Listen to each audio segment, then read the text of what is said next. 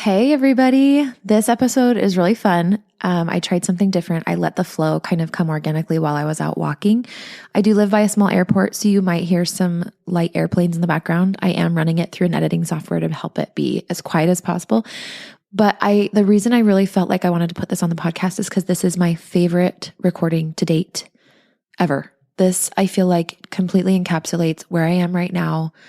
If you were to come join me in one of my groups right now, if you want to know where my energy is right now, this episode hides nothing. It holds nothing back.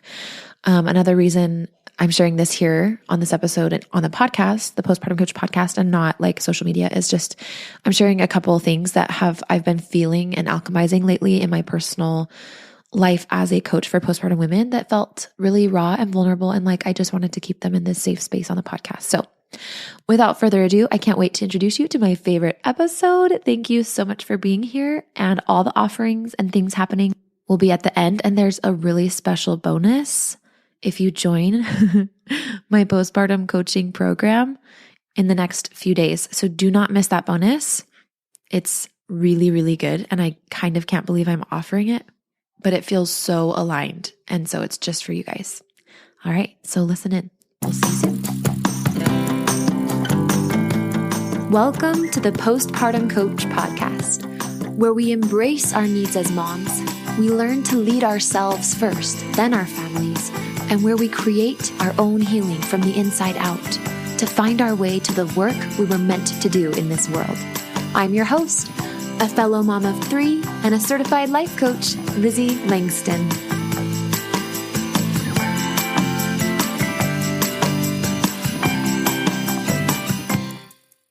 Okay, so I think I've mentioned a little bit about this before, but lately I've really shifted to this place of empowering postpartum moms from a different place. I always have loved what I do, but I used to kind of like shift between loving what I do and then setting money goals and like really trying to achieve them.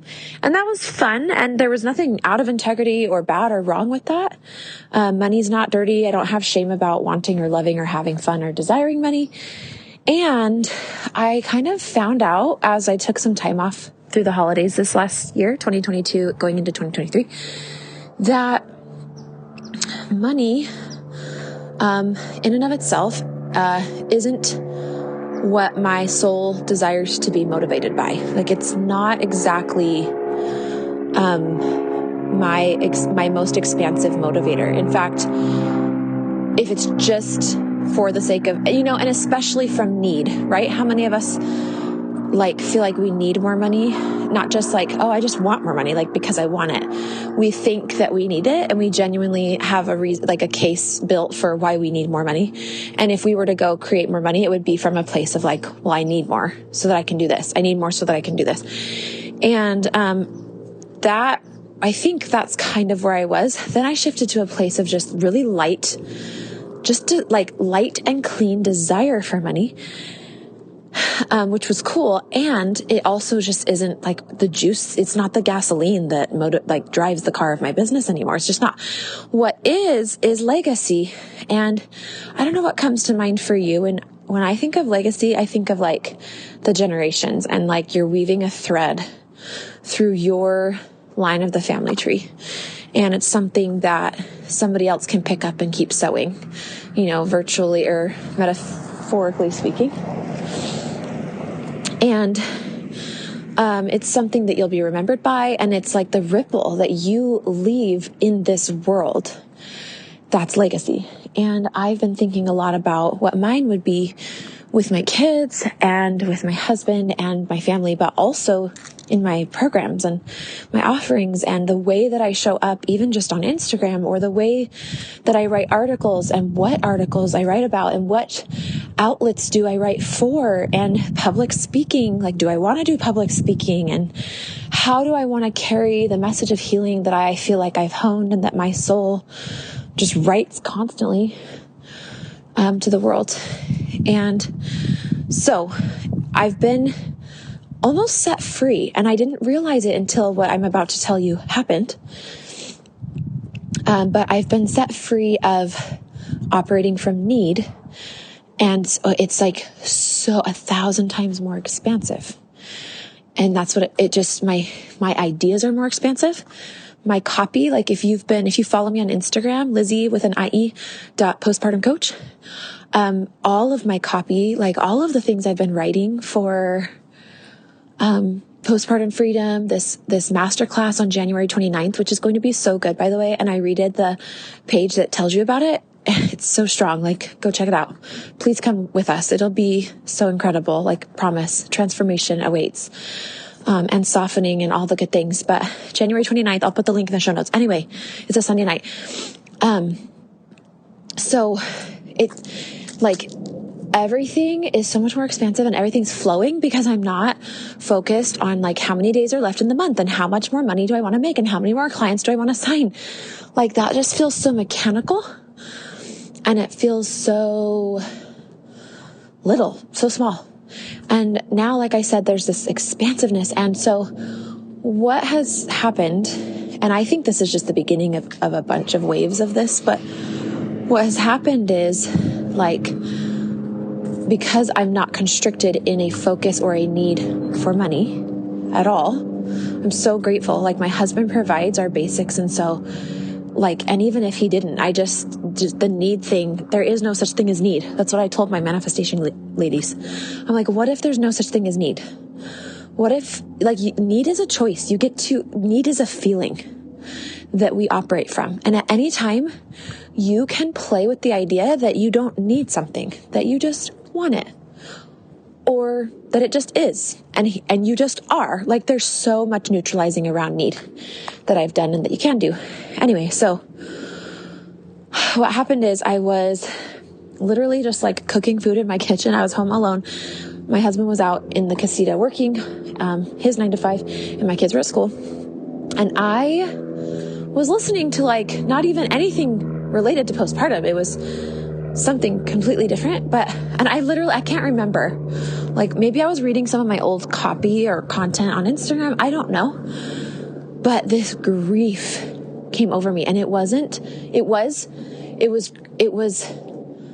okay. So every time I gotta backtrack, every time you up level, and I want you guys to hear this because grief happens a ton postpartum and it's the most missed emotion. Let me say that again. Grief is the most missed emotion, meaning women don't see it because they're not expecting it. Okay. They're expecting depressiveness, anxiousness, anxiety. They're expecting rage. They're expecting fatigue and sleep deprivation and grumpiness. They are not expecting. We typically are not. That was a bird that flew out of a bush that scared me. We're typically not expecting grief at all. And so what happens is it gets built up a lot and kind of just sits there in our bodies. And it is an undercurrent and one of the reasons that we end up having anxiety and depressiveness and etc. And why do we grieve? We grieve. So the ego is basically your sense of identity, and the ego is formed through attaching itself to things like, for example, I am a teacher. So if you were a teacher for 10 years and then you quit your teaching job, there would be grief because you have an identity. You get attached to the identity of teacher, even though it was always just an identity. It could never encompass you. You are this infinite, eternal being, right? So what happens is we go to have more kids, and like I'm a mom of 2. Now I had a new baby. I'm now a mom of 3. And even though that sounds like a good thing, it's a change. And your ego always gets attached to what was. And now when it's new, it has to grieve the change. So I have now expanded past what I've ever done. I am in a more expansive and legacy-driven place than I've ever been. And I am more liberated and clean in my energies than I've ever been as well. And so that's new, right? And I had this moment that I wasn't expecting, but I'm so glad that I was like there for it. I even pushed back a client call so that I could just be there totally present with it, where this grief came up. And it was clean grief. But here's what I was grieving. I was grieving my past self. And I was literally like sobbing in a pile on the floor. And my dog was like tracking me emotionally. And he was just like right there. It was so cute. He literally sat on my lap. He's a German short haired pointer. His name's Otto. He's the best. I love him. He was very concerned. But I was grieving for a couple things I identified as we went, me and and all of the parts of me.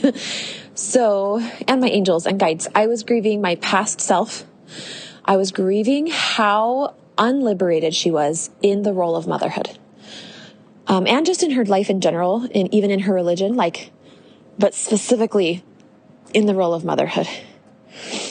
And how she needed these outside systems to feel safe. And because she felt like she needed outside systems like religious institutions or family, extended family, she would lose herself and self-abandon in order to people please, in order to experience safety the way she was taught that it was given. Right? There's this exchange that women have been doing for a long time now, ever since the world turned more masculine dominated, which again, masculine's not bad. I love the masculine. The feminine needs the masculine. They work together. But an imbalance either way is harmful to all genders. Okay. So we've been doing this thing for a long time as women where we have said, okay, we will put away our magic and play down our desires, and our talents and voices, our loudness and our wisdom and all the things in exchange for respecting different hierarchies and structures, with the understanding that if we do that, we won't be persecuted and hunted and killed like we were in the gender side. When healers and many, many women, 80-something% women, and it could have been up to 1 million women, we don't know, because unfortunately history is his story and not her story, right? There are so few writings from women over the ages, so we're not sure how many women were killed in the Christian, I don't even know, the burning times. Okay. But it was up to 8 it was only it was, 10 generations of women. Think about that. 10 generations. 10 generations. That is so much time. So long enough for women to go into hiding in many ways, and long enough for them to, enough generations that we were hiding without knowing we were hiding, because we didn't even remember what it was like to be free in our society. Okay. And that was only 8 generations ago. So it lasted for more generations than it was ago, if that makes sense. And that's just part of the story. There's so many more things. But I grieved how I was self-abandoning without even knowing it, because the more liberated I am and the more I know myself in my motherhood, in my business, like every part of me, all the things, the more I grieve for all of the time spent without her, without me, without this, and without this internal sense of safety. I don't people please. And if I do, I notice I'm doing it, and I do it with choice. And I just notice that I don't have my own back with, it's just some work in the safety category, which I'm still working on that. But in general, it's not a thing I do anymore. And I used to do it so much that I would develop physical sicknesses because I wasn't using my voice. I would get bronchitis, or, my voice would literally go out, or I'd have a sore throat, or, this is often how things like breast cancer can develop. And I don't want to oversimplify any disease, because I do believe that there are environmental factors too, and genetics is a thing that plays a role.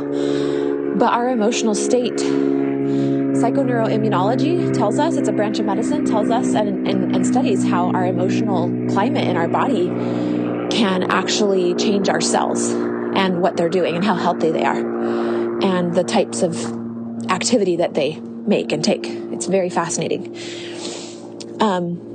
So the biggest shift that I've seen in myself, and that I watch people do in what I call the feminine awakening. To me, the feminine awakening is your sense of safety goes from being placed in the societies that have raised you and that you've been taught that are safe, and the authority figures you've been taught to respect. And not that you have to disrespect them in order to have a feminine awakening, but you realize that ultimately, you are the authority in your life. You are. And the authority is within you. And that is equal to or greater than the authority outside of you. And, that's a process. For some women, it happens quicker than for others. But that is what essentially is at the foundation of a feminine awakening. When you feel a sense of safety for yourself and safety is inside of you, there is so much more self-expression, which leads to creativity. It leads to sexuality. It leads to passion, playfulness, flexibility, purpose, health, abundance, manifestation, creation. That is what women have always been and who we are. But a lot of us, our feminine is sort of lying dormant inside of us because of this exchange that happened generations ago where we said, okay, we cannot stop the torture and the killing that is happening to our gender. And men have had their own traumas too, right?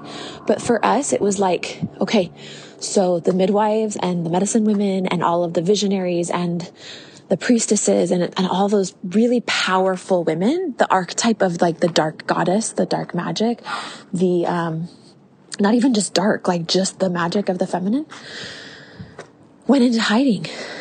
And it's reemerging now, and it's blessing the whole world. It really, really is. And postpartum. So let's talk about the role that postpartum plays in this. Okay. Postpartum. And I don't mean a time frame. When I say postpartum, everyone thinks of what we've been taught by an outside authority, the medical system, to think, which is 12 months, like a calendar year. As if our physical bodies somehow cared about a damn calendar. No, we are more like the plants than we are like a calendar. And our nervous system, I was just writing about this for Instagram, our nervous system is living and intelligent, and it's constantly taking in how much safety is around us and how much we have. And it knows in real time when is the best time to take out our birth trauma and go through it, or to take out our childhood trauma and go through it. By the way, before I forget, when it comes to a feminine awakening, the most important factor that ignites it is to be around a woman who has awoken her femininity and who knows how to make herself feel so safe that your lack of safety with yourself is not a problem for her, and she can hold a safe space for you as you bring out your anger. Is usually one of the first emotions to come up because it's the most forbidden emotion of the feminine. But then anger kind of melts into just straight up sadness. And then the sadness usually alchemizes into power, creativity, desire, new ideas, resiliency, motivation, drive, passion, and all of that fire spirit, good stuff. So this is what I do, okay? I have awoken femininely, and I don't know if you've heard of the phrase Kundalini Awakening, and I don't want to go into like a ton of details because I don't want to overwhelm all in one shot here. Had to pause for the airplane. Hello, airplane. But a Kundalini Awakening is, I wonder if they didn't okay, let me first tell you what it is. So if you don't know, maybe you already know. I learned about this at yoga teacher training, but a Kundalini Awakening. So we have a masculine energy current that runs through our bodies. This is every human, and a feminine energy current. And the goal is to have those both be flowing equally and strongly and in a balanced way. But there is Eastern, like Hindu and or Buddhist, ancient text talks about a spiral of energy at the base of your spine. This is every human, and it's a feminine energy, and it is divine energy, and it is not. It kind of lays dormant at the base of your spine, right there with the root chakra, and it is believed. And I was just writing an article about this, and if you look in Yoga Journal, there's articles about this. Like if you literally just Google search like Kundalini Awakening. I want to write more articles about Kundalini Awakening in postpartum women and in women that have given childbirth. But regardless, it is believed that because having a baby, if you're doing it vaginally, but even if you're not, but specifically vaginally, let's use that for example, if your baby, when you deliver vaginally, passes through your root chakra, and this can ignite and open up a Kundalini Awakening. And so this dormant spiral of feminine energy at the base of your spine can begin to basically spread out and kind of move through your body as it is supposed to. instead of lying dormant. And what this does, there's a lot of things. And again, I would Google it if you really are interested in this. And I probably will do a separate episode. I want to interview my yoga teacher and have her talk more in depth about it. But what this does is it really basically, eventually what it leads to is really a big spiritual upgrade and a level of consciousness upgrade and a huge new desire for passion and legacy, which is something I've experienced gradually. But initially it can be very confusing and disorienting because the life that you used to be satisfied with is no longer satisfying. And what you thought you'd be content with is no longer contenting you. And you feel like this craving for more. And you almost feel like alarmed by it and almost like, wow, this is going to be a lot of work to make changes to make room for this new big thing in me. And so it's a big life change. I think it's really common to have a Kundalini awakening during your matrescence when you're like in your motherhood years, learning how to be a mom and becoming more of a woman and stuff and your own person. So anyway, long story short, rewinding back to the moment where I said I grieved, and I was grieving for all of the time that I didn't have this awakening, that I wasn't alive the most that I am today. And I spent over 5 years like that. Well, my whole life, but just looking at motherhood, 5 years. And my belief is that my mental health challenges postpartum were directly either the result. I don't think I had awakened yet my Kundalini energy, because I do remember having like specific energetic happenings around that time. But I do think that the anxiety and depression episodes in the years leading up to my feminine awakening were signposts to get me there. And they were literally aiding me, and my body was sending those symptoms to signal to guide me to my own feminine awakening.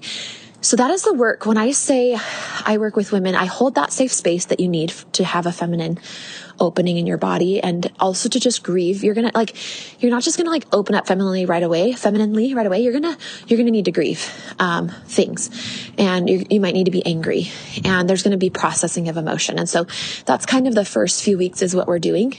But then we start to feel lighter, and we start to feel hope, and we start to feel ideas come through, and we start to be able to glimpse a vision of who we are and who we really are. And we start to have this really, really concrete, rich relationship with ourselves.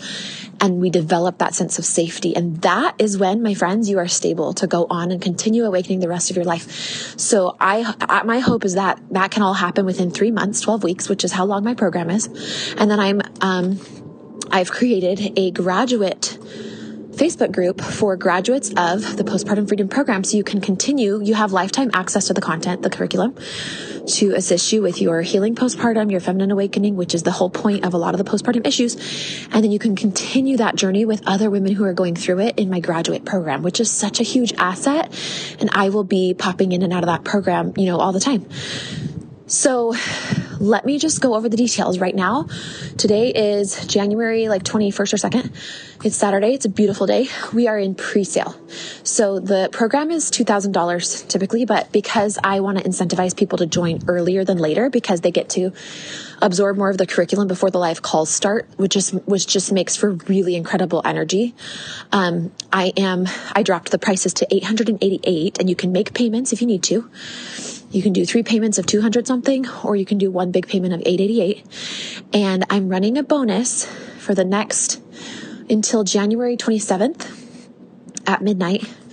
If you join between now and January 27th, which is not that many days away, and I'm keeping it a short window because I'm offering something really special. So this bonus is, if you join, either make your first payment or the big in full payment, presuming you finish making all payments, you will be granted access to me in Voxer, and you and I can have personal coaching back and forth. Voxer is basically a walkie-talkie. It's like voice texting or DMing in, voice message DMing in Instagram.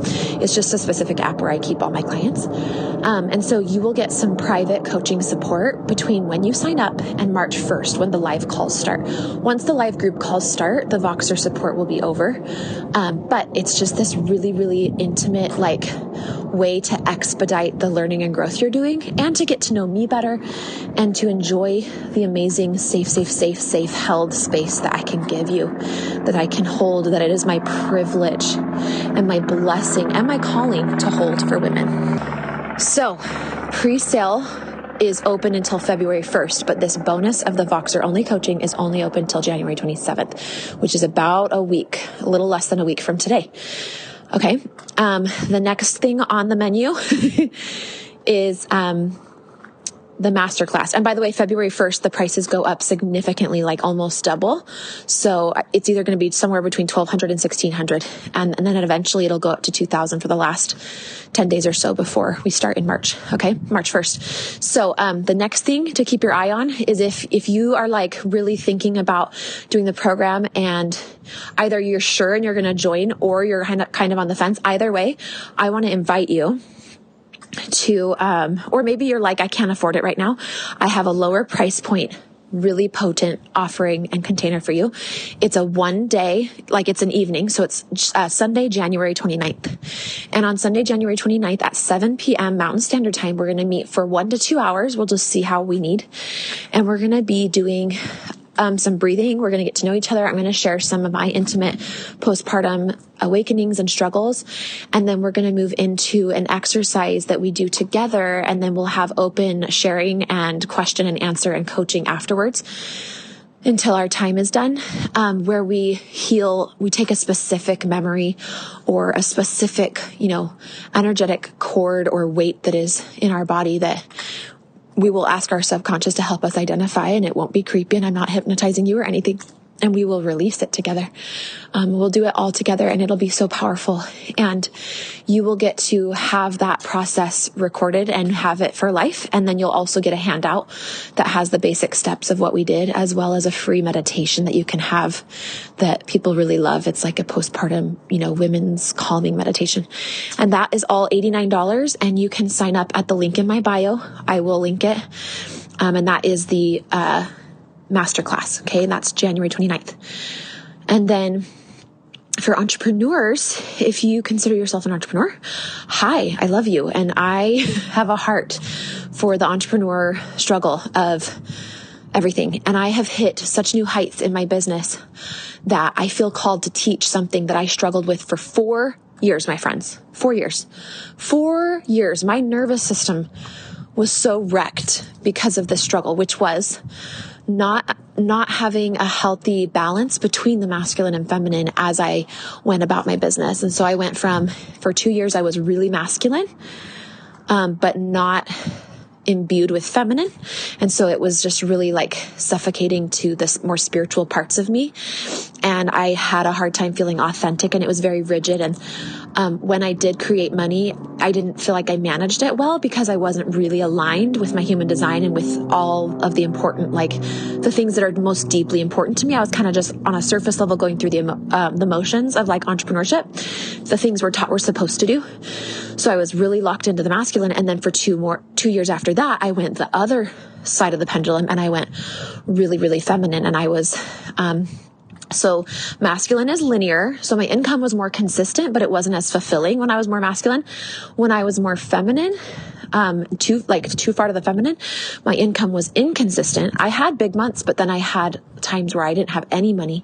And that was really stressful and also confusing. And, I would hyper spiritualize everything and not like take accountability for the fact that I wasn't supporting myself by creating systems. Yikes. And so now I've healed my relationship with the masculine, and I've maintained my relationship with the feminine. And now I understand and have a clear vision of what it looks like to, for example, do business activities such as marketing and writing copy, coming up with persuasive, really soul-filled copy, but also having it inside of a container of a strategy. Also, another example is like in the feminine is ideas, you have vision. Oh, I'm going to do this program, but then doing it in a way that is repeatable and can bring in consistent income without depending on your sacral, your energy source, your creative source, so that you can rest and recover and then go on to create the next thing and the next thing, and not constantly be having to draw upon your womb space energy, especially when we're mothers. That can be so depleting as entrepreneurs. So this is a program that I'm teaching for the first time, and I only want like 8 people max in it. And it's $800 for 4 to 6 weeks of support, just depending on what we need. There will be a Marco Polo group where you can chat constantly with each other as much as you want or need. And then there's going to be a Facebook group for this masculine and feminine balance in entrepreneurship. There will be a Facebook group so that you can post your copy and we can evaluate together, especially me, just checking in on your energy. Are you bringing your feminine energy with you when you're doing masculine activities? And when you are strategizing the masculine, are you also in the feminine, and all of that? And so is your feminine being supported by the masculine, etc.? And so, like I said, it's $800, and I will put my PayPal link in the show notes. You literally just click on it, put in $800 and press submit and pay. And once you've paid, I will get you everything you need to get started. We will start that March 1st as well, I think. I don't know when we're going to start it. It just depends on when the group fills up. So for sure by March 1st, I'd like to start sooner than that though. Honestly, if I could choose, I'd like to start February 1st. That's kind of my intention. I'm finishing up all of my manifestation group that's wrapping up, and I'm getting that all tucked away in Kajabi in a nice portal so that I can have it for future people. And then we're going to start going on this masculine and feminine. So, it's really good, and I'm really excited, and I can't wait to save you and your body and your nervous system and your motherhood and your work-life balance, all of the challenging lessons that I had to learn. It was really rough. And so I'm like specifically thinking of when I was during the pandemic, I provided for my family. So in 2020, my husband lost his job and his income. I'll just tell you real quick, his job and his company. And there was even a lawsuit. And so at the time I was making like $2,500 a month in my jobby hobby business of a coaching. And I had to get up to about $12,000 a month to be super comfortable financially. And so what is that? Like 6x'd my business. And I did it. And also it was really, really masculine. I pulled really masculine. And so it was like really unfulfilling, unfortunately. Like it was fulfilling in many ways, but it was like kind of suffocating. And my body let me know through some health issues and some back pain. And I didn't know though at the time what was going on. So I just can't wait to help you in your businesses. So if you guys are like not business owners, but you know somebody who this could be really good for, tell them to listen to this episode, tell them to check out the link in the show notes and get themselves in there. If you have any questions, you can always DM me on Instagram. I'm on there pretty often. So it's just Lizzie, Lizzie. Lizzie.postpartumcoach, or you can email me Lizzie@LizzieLangston, LANGSTON.com. All right, that's all the offerings I have for you. I can't even wait. They are exploding with potency, with energy, passion, movement. I am leading an awakening and I feel called to it. And I'm not the only one, but this world needs it, and it needs you, and it needs you to be awake in your motherhood, and your children are craving it because they have feminine energy that's been laying dormant in them, and they want a mother who is going to show them what that looks like. And it starts with your healing work. I know we all want to be better parents. Like, it's so alluring, the whole parenting thing, but it's like a never ending trap if you don't know your own worth, and if you don't know how to love yourself and have a deep relationship with yourself, and how to self-regulate, how to regulate your nervous system. It's almost impossible to try and do it for your kids without having done it for yourself. So this is the best place to start. And postpartum work, it's the best time. And you don't have to be like in the first 12 or 24 months after having a baby. I'm picking up my kids' scooters to be postpartum. You can literally, if you feel called to this work, I don't care if your baby is 5. Literally, one woman had babies a decade ago, and she feels like she still has trauma that she hasn't addressed, and she straight up knows it, and is just kind of waiting for the right time. So your nervous system, like I said, it stores things, and then when it's the right time, it calls you to the work of postpartum. It does not. You're not a calendar date, right? So keep that in mind. I love you. All the links are in the show notes. You can DM me on Instagram, and I'll talk to you soon. Bye-bye. Hey, Lizzie here. I've helped dozens of postpartum moms just like you to manage their postpartum anxiety and deconstruct their postpartum depression. Sorry to interrupt my beautiful outro, but I need to update it. So here's the newest info. Go to the show notes. It has all the links you need, but I've got, like I told you, I've got the Postpartum Freedom Program. I've got Masculine and Feminine Business Balance happening, and it's going to be a really small group. And then we also have the master class that's happening literally a week from today, January. It's going to be January 29th, the Sunday evening. I can't even wait to share that sacred space with you. It's going to be so healing. So check the show notes for all the links. Go to my website. You can DM me on Instagram. You can email me. Let's do this. If you feel called, your nervous system's ready. Let's dive in. We'll see you soon.